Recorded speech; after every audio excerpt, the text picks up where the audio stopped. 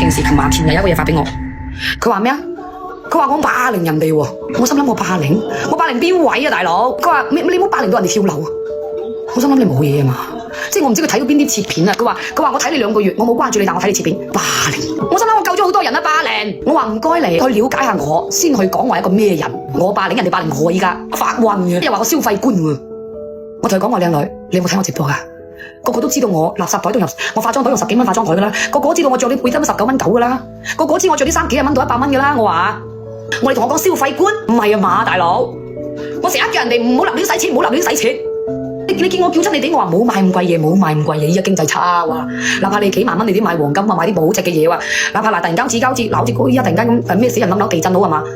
我咩都冇，但我揸住個黃金，我嚿黃金。我話唔間我做咗3年幾啦，我從來未有人發過啲嘢俾我，佢係第一次。抖音最近2個月頻繁出現你嘅切片，我唔知道你或者他人是否投了抖加。我覺得只要你所能力範圍內，每個人都有唔同嘅消費觀。佢一講到呢個消費觀，我猛頸啦。價格高平宜都可以買，錢係自己用得開心得啦。仆街我不嬲咁同人講噶啦，佢可能就以為可能有時候咁啱我鬧啲黑粉都唔出奇。即有時我咪鬧啲黑粉，我咪喺度扮到好似好咩咁嘅。有時候啲黑粉講嘢難聽，我大翻佢，應該佢係刷到嗰啲。你話正常，我咁同你傾偈，我從來唔會話叫你買貴嘢嘅。佢話對於你所講對家人好會有背影，大佬，我話我做直播，我只係代表我個人。我唔係代表你哋。佢話我去泰國幫家人4面佛許願求健康，相對於你去泰國純玩嚟說，嗱你是不是對家人不夠好、不夠用心會有報應呢？其實我都唔知佢講乜嘢嘅，好老實講。到咗最後，我哋幾個都唔知佢講乜嘢，即係我唔知佢想表達啲乜嘢，你明唔明？佢話每個人表達方式都不一樣，只要做好自己本分，別人怎麼想我就不了。咁咪係咯，我都係咁噶。你是網紅，希望你給予大家正能量。我心諗我仲唔夠正能量啊？點為之叫正能量啊？我只係講嘢粗口啲啫，我仲唔夠正能量啊？我真係唔明啊咁。而不是對你一個並不了解嘅人評頭論足，佢應該就係話，即係我對黑粉嘅意思。我想講黑粉鬧我嘅時候，你唔鬧黑粉嘅，點解？點解你過嚟鬧我嘅？咁我想講，咁黑粉鬧我，你唔鬧黑粉嘅？點解你鬧我嘅？實行語言暴力，咁人哋話我臭閪嗰陣時，你又唔幫我嘅？如果你女人，大家都有隻夾㗎，咁咪即係話我同埋你，佢話緊我同你嘅，點解你唔幫我鬧佢嘅？